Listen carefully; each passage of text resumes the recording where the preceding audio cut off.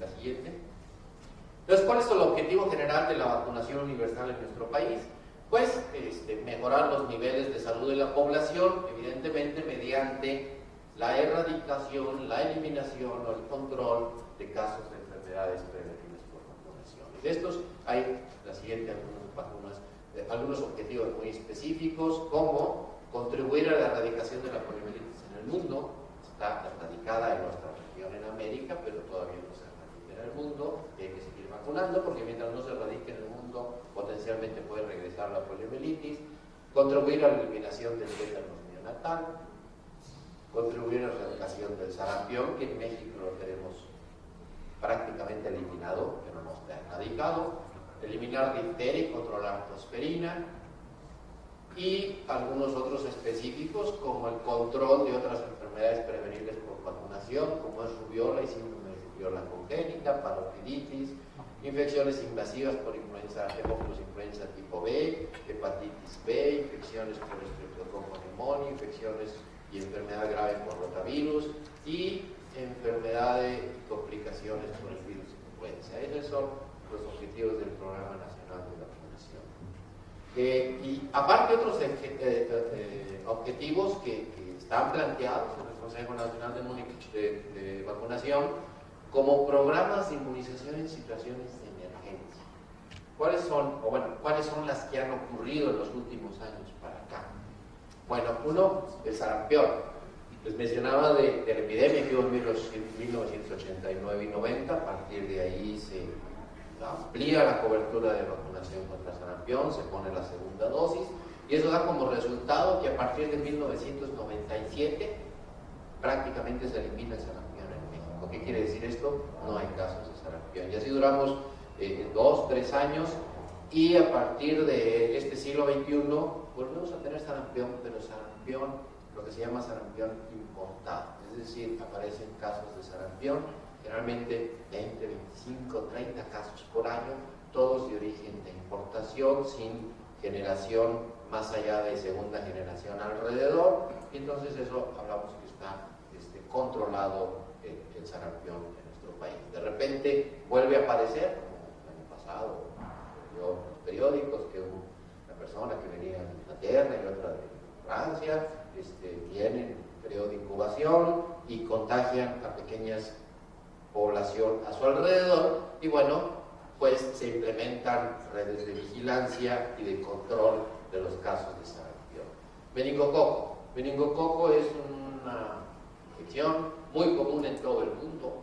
En algunos países es la primera causa de meningitis. En nuestro país durante mucho tiempo fue hemófilos influenza tipo B, con el gran efecto de la vacuna contra hemófilos influenza tipo B, pues ya lo vemos muy rara vez. Vemos neumococo, es nuestra primera causa. Pero ¿qué pasa con el meningococo? En realidad no ocurre, hay subregistro probablemente, pero es una enfermedad muy expresiva. Es difícil no darse cuenta que existe meningococo. ¿Somos susceptibles? Sí, sí somos susceptibles. A mediados del siglo XX, en 1946, 48, en una ciudad que ustedes deben de conocer, en el centro de la República, San Luis Potosí, aquí en esta ciudad hubo una gran epidemia de meningococo, afectó a una gran cantidad de la población, eso nos habla que somos susceptibles. De hecho, el Hospital Central, donde yo trabajo, se adelantó su inauguración y su actividad todavía antes de terminarse para empezar a tratar pacientes de esta epidemia de meningococo. Esto nomás para mostrar que sí somos susceptibles. Por alguna razón no es muy frecuente, pero ocurre.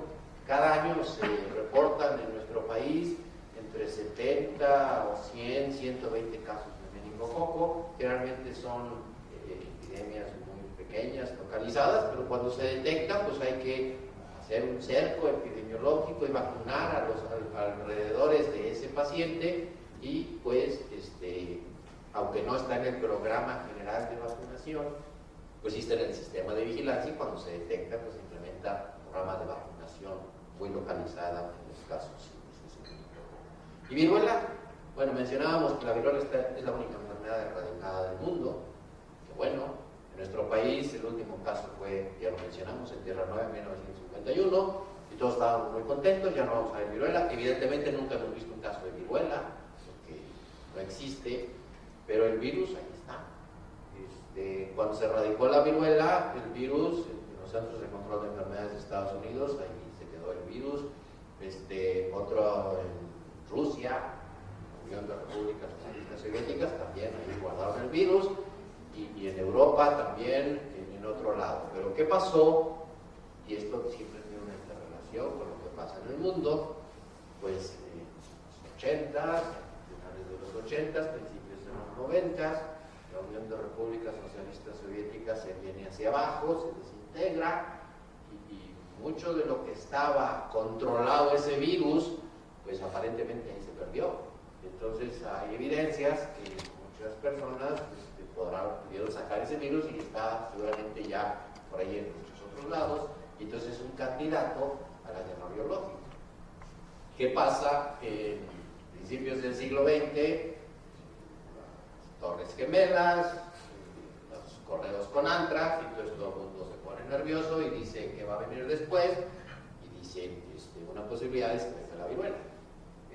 Tan paranoicos estaba todo el mundo a principios del siglo XXI que empieza a investigarse, bueno, ¿qué tenemos contra la viruela? Pues hay una vacuna con muchos efectos colaterales, hay que empezar a estudiar si podemos hacer una vacuna nueva. Pues en bases a esa misma vacuna se empezó a tratar de mejorar, y todo el mundo hizo planes, incluso nuestro gobierno, para tener un programa de vacunación en caso de que volviera a aparecer la viruela. De hecho, México compró vacuna contra la viruela, la tienen las Fuerzas Armadas, y ahí está para en un momento dado que pueda necesitarse. Las acciones son permanentes y acciones intensivas para captar a los que no han caído en las acciones permanentes. Y lo que les decía, las acciones intensivas que todos ustedes conocen, esos famosos días nacionales de vacunación para la polio, que después, cuando ya teníamos menos polio, se transformaron en semanas nacionales de vacunación, y después a esas semanas nacionales de vacunación se les fueron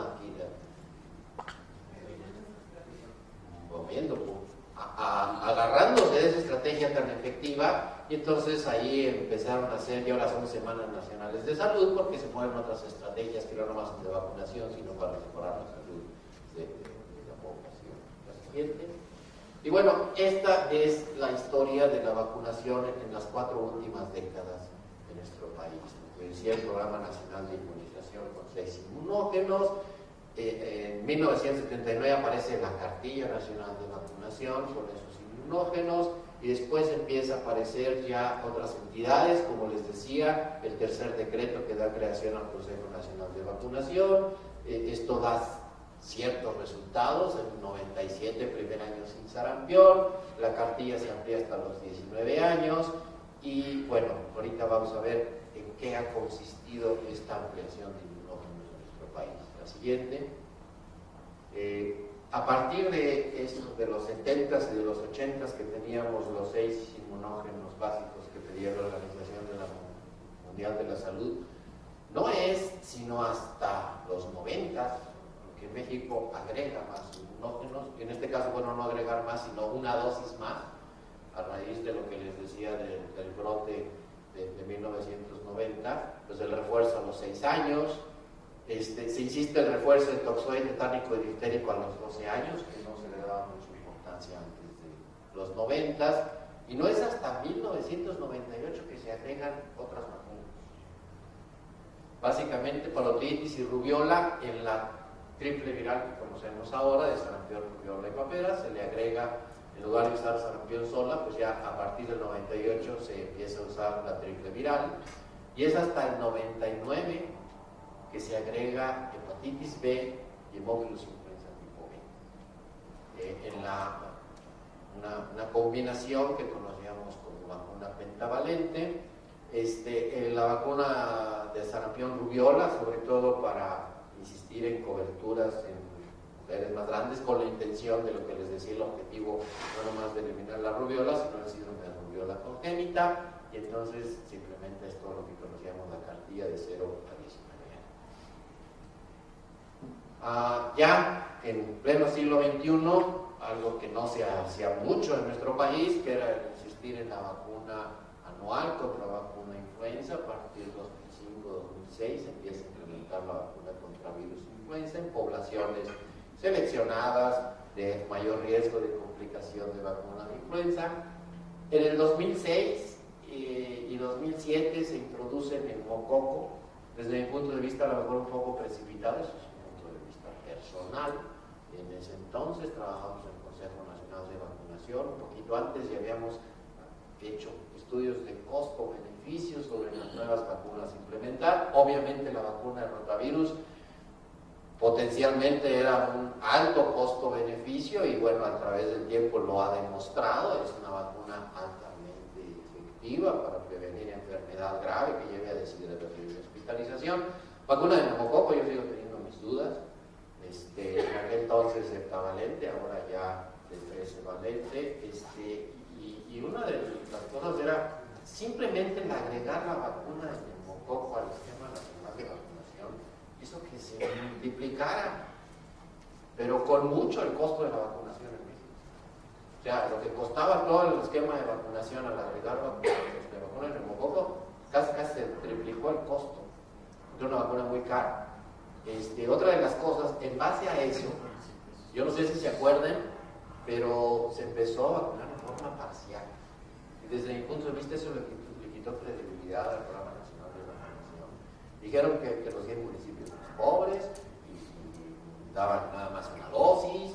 Entonces, de una manera muy parcial y evidentemente muy inefectiva. Eso a través del tiempo se ha corregido. Ahorita ya se ponen aparentemente las 3 dosis, 2 antes del año y 1 después del año, ya está más generalizado.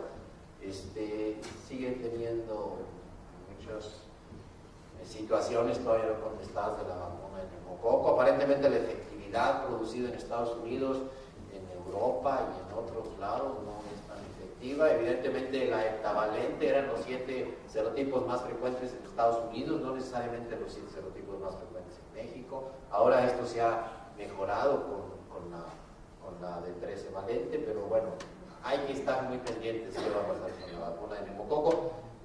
Hay otras candidatas, desde mi punto de vista, que pudieran haber entrado, como es la vacuna de varicela. Eso, la efectividad no tiene cuestión y estamos viendo muchos problemas con varicela, pero bueno, esa es la historia. Hubo también cambio de inmunógenos en el 2007. Se quitó la vacuna oral en el programa estandarizado permanente de vacunación y se cambió a vacuna parenteral de polio, con la intención de, como ya no teníamos polio, había en muchos otros lados, y habiendo ocasionalmente, parálisis de polio, pero no asociada a virus salvaje, sino asociado a vacuna. Eran muy raros, no existían. Entonces, el cambiar a vacuna parenteral, pues el objetivo era eliminar los casos de polio paralítica asociada a virus salvaje. La siguiente. Y bueno, este es el objetivo, eliminación de polio paralítica asociada a virus vacunal. Y se hizo un cambio también de la DTP, de la fracción, la vacuna pertussis, que era una vacuna con muchos antígenos y que daba muchos efectos colaterales, se pasó a vacuna celular de pertussis con la intención de disminuir los efectos adversos. Y entonces también se hizo este cambio de DTP completa a pertussis a celular. La siguiente, la logística del cambio fue cambiar la pentavalente que teníamos por otra pentavalente. Teníamos una pentavalente con DTP de pertussis completa, con hepatitis B y con hemófilos influenza, y se cambió a una pentavalente con DTAP, o sea, pertussis acelular, también con hemófilos influenza, pero en lugar de hepatitis B con polio parenteral, y ya se vacunó a partir de este entonces de hepatitis B en forma individual. ¿Sí? Ok, entonces, a partir del 79 que se creó la cartilla de vacunación, hay mucha experiencia con esta manera de hacer las cosas. Insistir la gratuidad de las vacunas en el Programa Nacional de Vacunación. Es un documento oficial, válido obviamente nacional y también internacional. Cuando uno quiere comprobar vacunas fuera del país, pues es un documento aceptado, sirve muy importante a seguimiento del esquema de parte de las autoridades de salud, de parte de los padres, de parte de quien tenga que hacer este seguimiento. Aparte tiene un agregado como puede ser el seguimiento de peso y talla, y bueno, ya tenemos más de 30 años de experiencia exitosa con la Cartilla Nacional de Vacunación. La siguiente, por favor.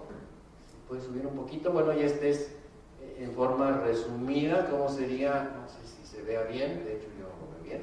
Este es el esquema de vacunación como lo tenemos ahorita: el nacimiento a los 2, 4, 6 meses con la pentavalente, a los 12 meses, que debe de ser, no se ve, debe de decir ahí sarampión, rubiola y paperas, a los 18 meses el refuerzo, a los 4 años el refuerzo de DPT, y a los 6 años el refuerzo de sarampión, rubiola y paperas.